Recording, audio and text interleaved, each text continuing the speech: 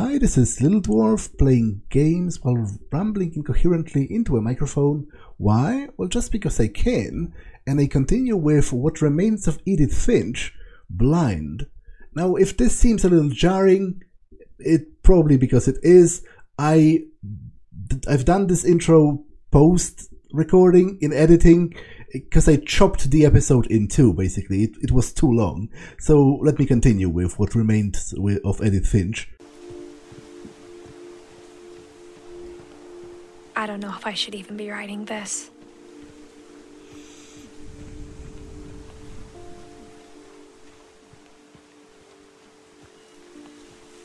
Maybe it'd be better if all this just died with me.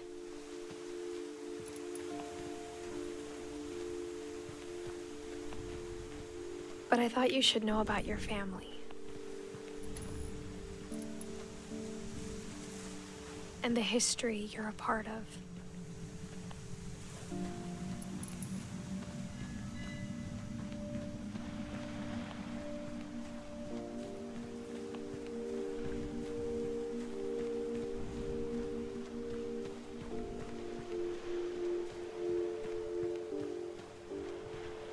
Though to be honest, I feel as lost as you probably do right now. I think the people in these stories believed them, for what that's worth.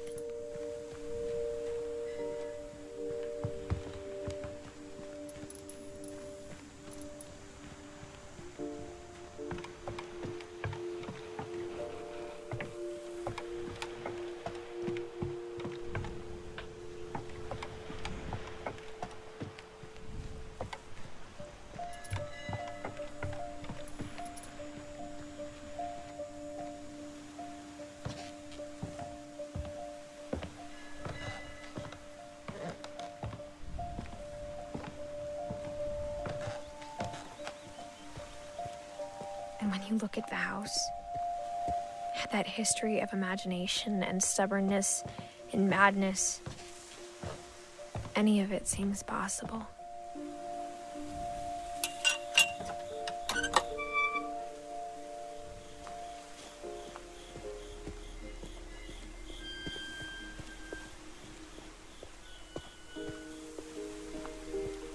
I think we've been surrounded by death for so long, we've just gotten used to it. What kind of family finishes building a cemetery before starting the house? That's certainly a valid point. It's embarrassing for me to admit this, but the pet cemetery made me more uncomfortable than the human one.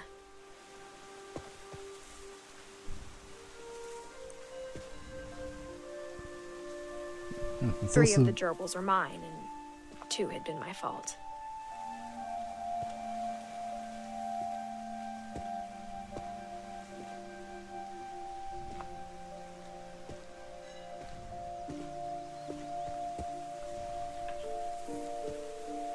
Okay, this is all seriously weird. Sven built the house, but it was Edie who designed the cemetery.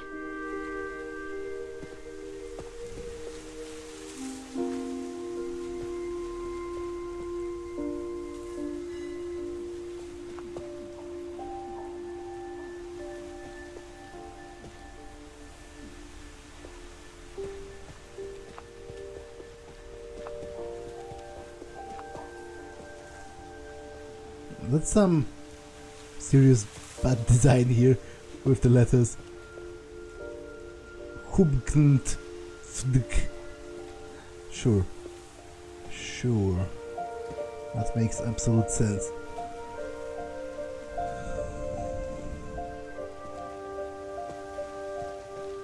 I'm sure Odin's monument had been Edie's idea. My mom was always trying to move on, but for Edie, the past never went away.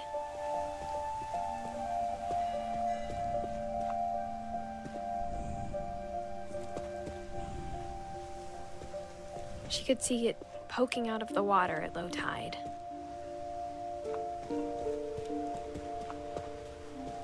Are those the remnants of the old house?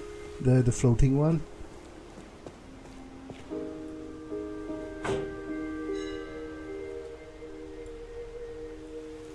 said she dreamed about the old house every night.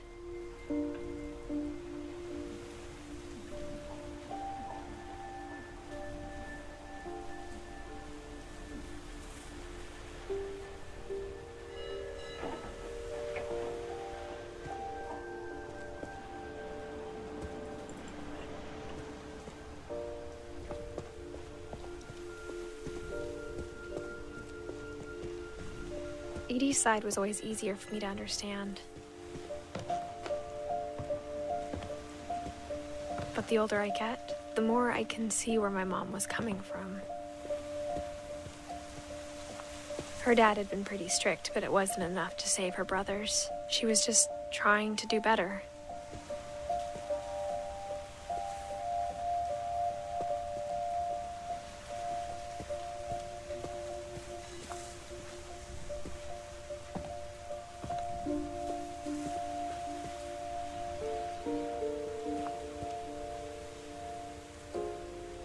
She lost 2 of her brothers, just like I did. I get why she tried so hard to protect us.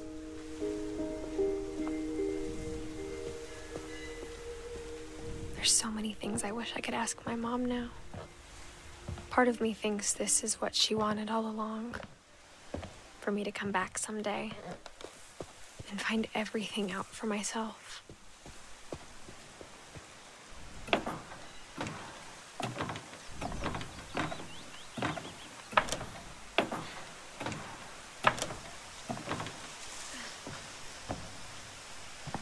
But looking back on it now,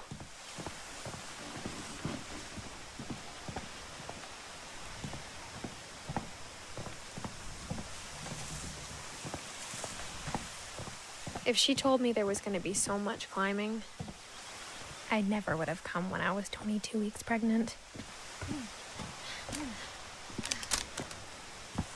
Yeah, it's seriously irresponsible of you, protagonist lady.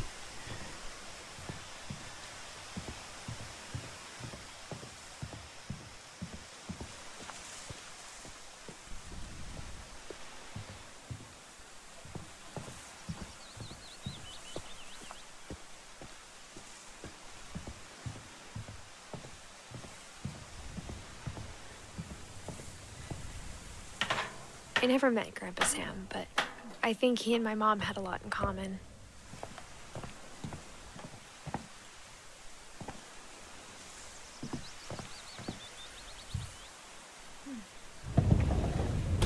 They were both pretty intense.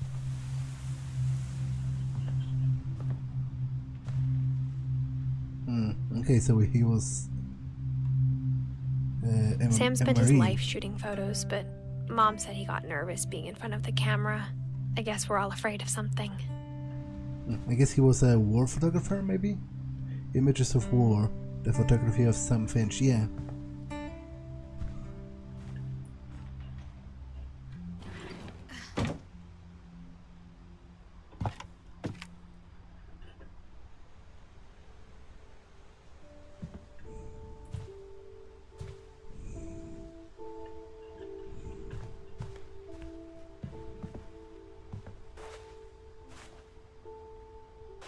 Instead of hiding from death, Sam seemed to go out of his way to meet it.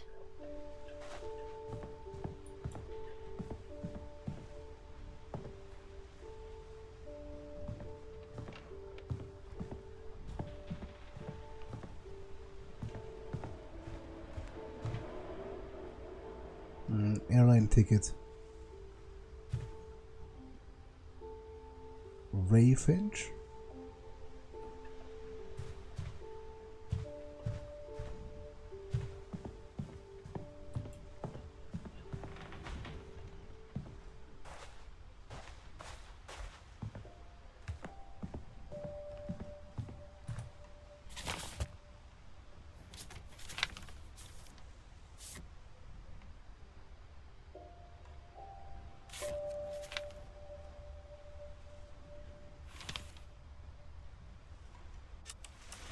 Dawn, I promise, you'll never forget this weekend.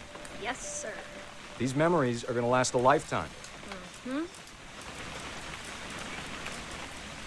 I gonna have to shoot anything? It's a hunting trip, Dawn. Shooting is strongly encouraged.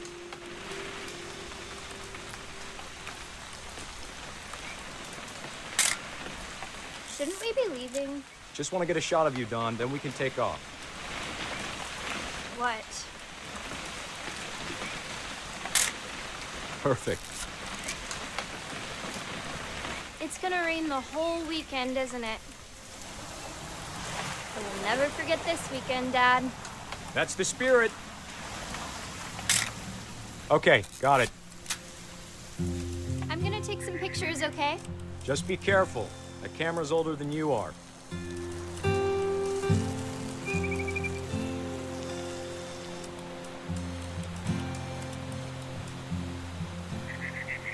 You're right, Dad. It's starting to clear up. Still freezing, though.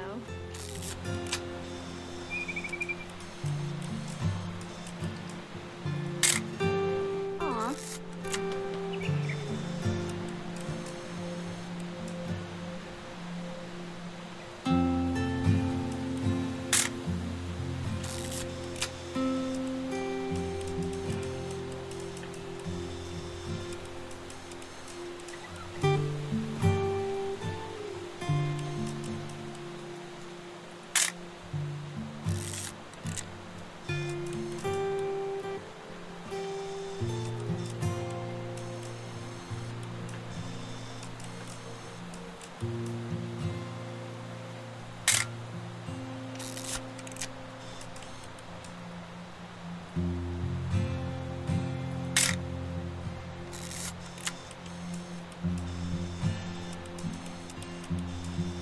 Definitely should not have drunk all that coffee.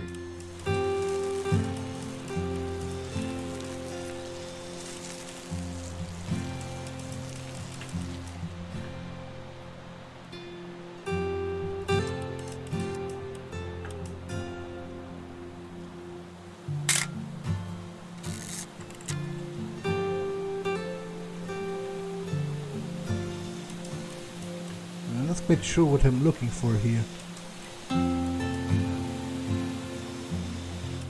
Nothing quite like being outside. Oh. Hold still while I take a picture of you. I definitely won't be moving. Are you done yet? Does it sound... Hey! That's a keeper. I'm just saying, I'm not always gonna be here, Dawn. You'll need to remember this stuff, if you want to survive. I'll be fine, Dad. You know who else thought he was gonna be fine? Some guy who died. Dawn, I'm being serious. I know, Dad. You're always serious. Doesn't being out here make you want to chill out? Well, to tell you the truth, I haven't been out here in 20 years. Dawn, don't you think you could find something more interesting to photograph? Last time I was with my brother Calvin. Man, that was a great trip. Your grandpa Sven taught us how to fish, how to build a fire. We found an old logging trail. There were deer everywhere. I bet if I could remember where that trail was, we'd spot a buck for you in no time. You don't need to waste any more film on me, kiddo.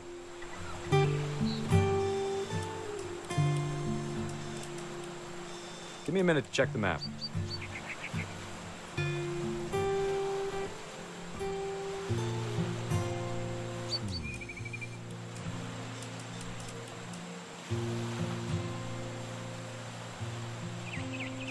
Let's see.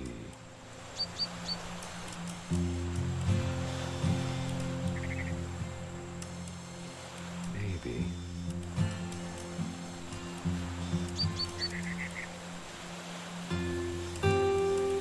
Or was it?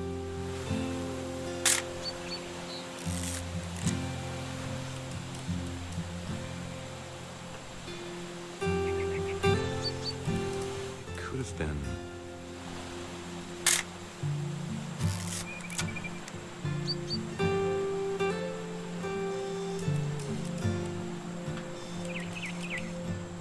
Dad! Good eyes, Dawn. Before you take the shot, let me get a picture of you. Dad, I... Just... Let me get behind you. Do I have to do this? Dawn, you don't have to do anything. Great shot, Dawn!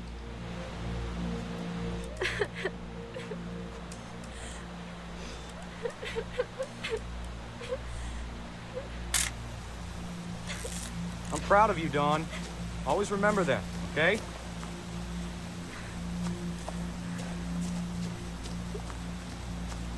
Yeah, that's a... like, I am kind of iffy with the Sorry, idea... Dawn, just gotta reset the timer. With the idea of hunting anyway. Although, to be honest, if you actually eat the animals you hunt, and you only hunt them to eat them, then that's maybe more respectful than the entirety of the meat industry, which is horrifying. But you know, I find the idea of hunting for sport to be kind of wrong, and like forcing your kid to take part in that. She's clearly not enjoying herself. She's literally crying over the corpse of that animal that she was ordered to kill.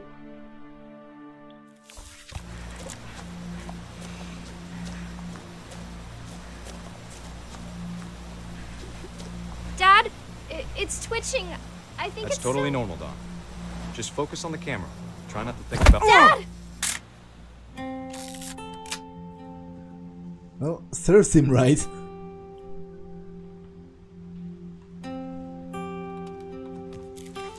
Although, that must be... Of all these stories, that's the one I wish most that my mom had told me. That must have been pretty horrifying for my mother, because he died right in front of her.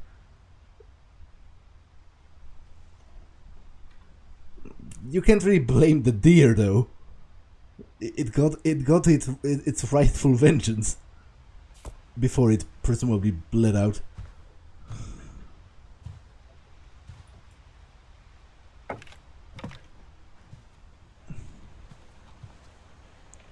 Meal ready to eat.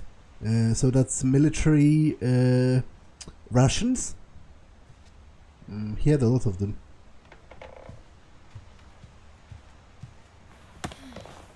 After Sam died, my mom and Edie got really close. They'd both lost a lot.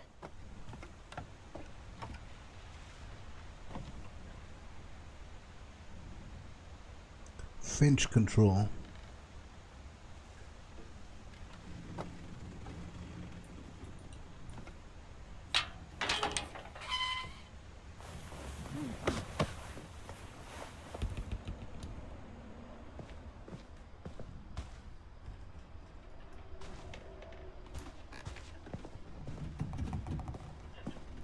I can't imagine my mom ever writing poetry, and yet...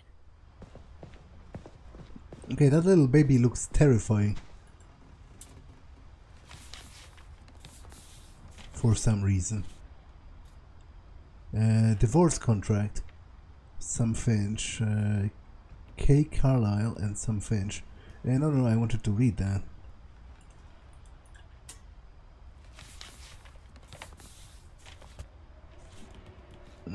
A lawsuit has been filed against you. You have 20 calendar days after the summons is served on you to file in a written response to the attached complaint petition with the clerk of this court located at Clerk's Court Street, Friday Harbor. A phone call will not protect you.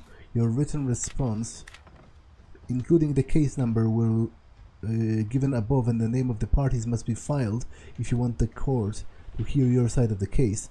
If you do not file your response on time, you may lose the case, and your wages, money, and property may be taken thereafter without any further warning from the court.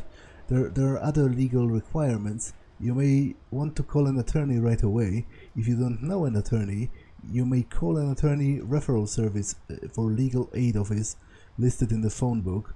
If you choose to file a written response yourself, At the same time you file your written response to the court, you must also mail or take a copy of your written response to the party serving this summons at 22 Main Street, eastbound.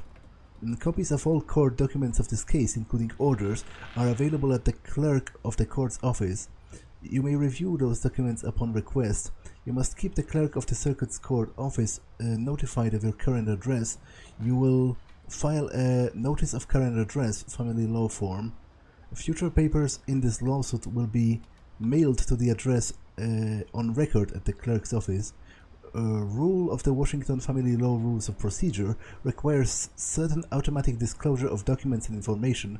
Failure to comply can result in sanctions, including dismissal or striking of pleadings. Dear Kay, do you remember the way Gregory used to laugh when he thought he was alone? Like something funny was happening, but only he could see it.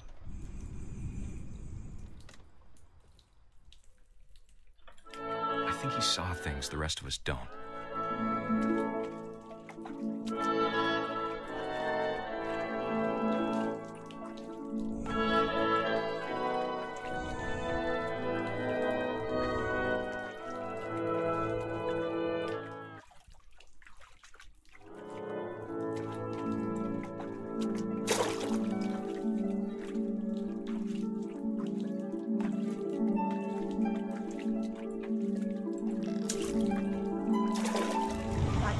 Gregory, it's time to...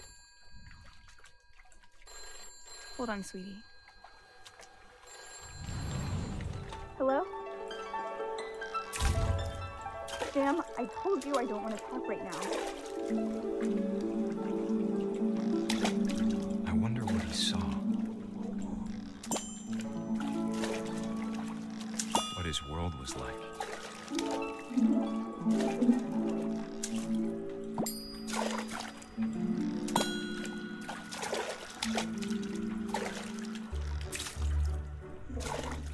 He reminded me so much of Calvin. Lost in his imagination. Whatever it was, he saw. It sure made him happy.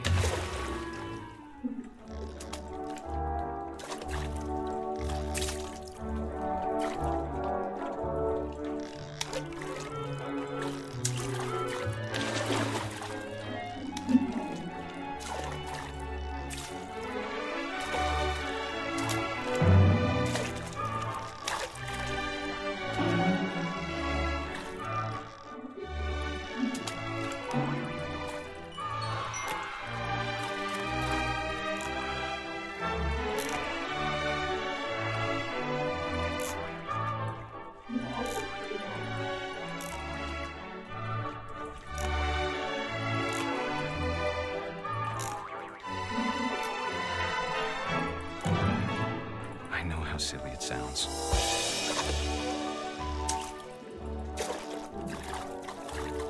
That I worried about a baby being too happy. But I could feel him slipping away. Sorry about that, Gregory. I know you did everything you could. Maybe if I hadn't called that night.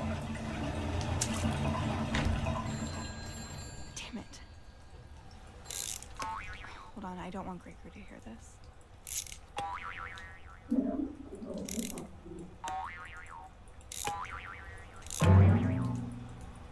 I wish he could have told us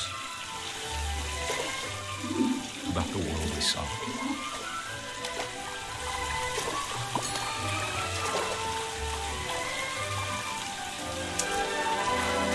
There's so much I don't understand about Gregory. Okay, I kind of don't understand that either, because I'm not sure how he could have done it on his own. He wouldn't have even reached the faucet, I don't think. And at 1 year old, I don't think a child wasn't your fault. Would even have the necessary hand coordination to, like, properly turn it to drown himself.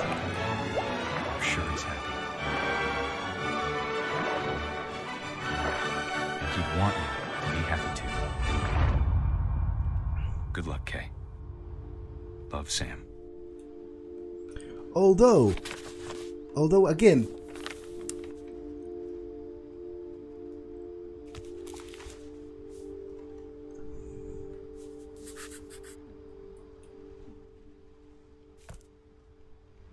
that strikes me as wildly irresponsible to leave a one-year-old child unattended in a bath, even for like a couple of minutes. Because, to be honest, a child, you know, of that age could drown in a bowl of water. It has actually happened in my family where a family member at the age of like, and it was much older, it was like a couple of years old, you know, a child that's already running on their own, she drowned in a stream that only reached to her like knees or whatever, just because she was left unattended for a couple of minutes. So I think that was a mistake to do that. Emergency evacuation plan for the Finch household. No playing outside without permission, no answering doors for strangers, no messes after dark, all chores before dark, respect others.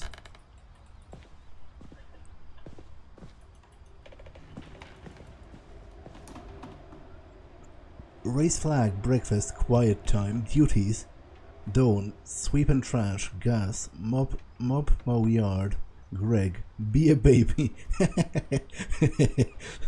Fair enough.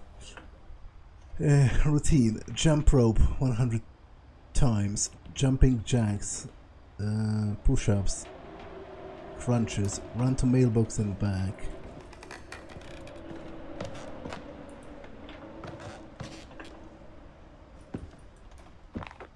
My mom moved up to the loft after her brothers died. At the time, it was as far away as she could get. With sympathy, deepest sympathy. A poem for Gus, who always said the wedding was a bad idea. Our father never hit us kids, at least not very hard, before the day my brother said with teenage disregard that he'd be dead before he'd see a wedding in our yard.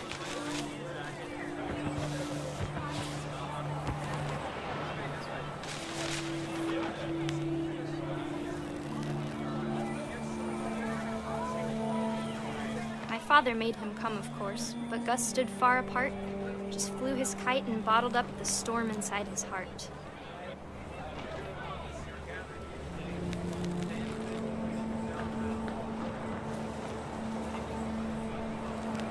I tried to talk him out of it, but though he'd never met her, we don't need a stepmom were the words that I now pronounce you husband and wife. You may kiss the bride.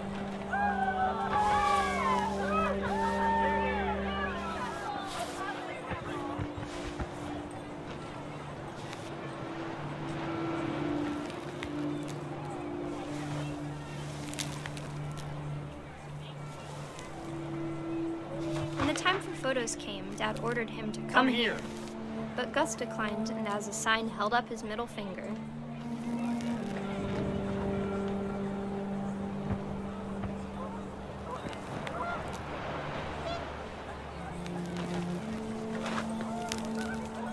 The wind picked up and panicked geese appeared and quickly went. But all the humans did that day was go inside the tent.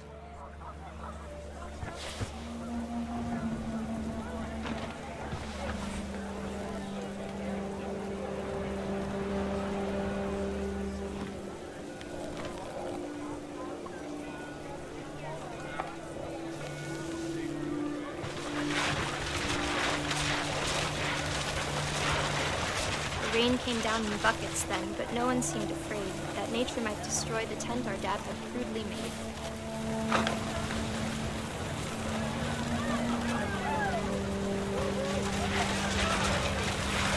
The thunder sounded much too close and full of angry power, but all my father said to this was, "Make the music louder."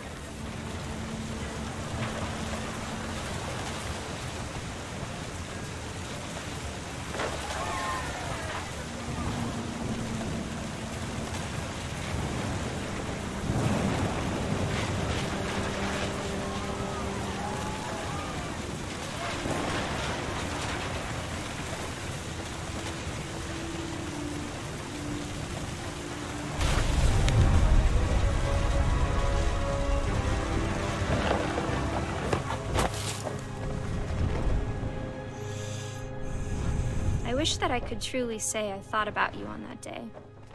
Out there on the beach alone, just you, the wind, the sea, and foam. But I didn't, until we found you.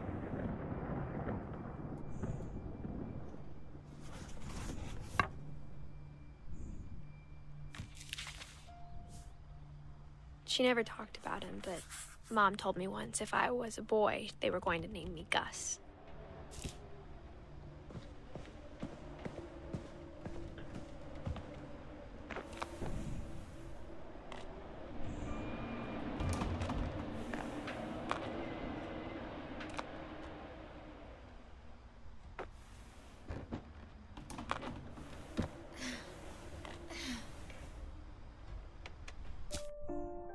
Okay, I think this episode has been long enough. In fact, I forgot to look at the timer. It's a little too long, so I'm going to pause it here and continue next time. That's all for this one, and I will see you in the next one.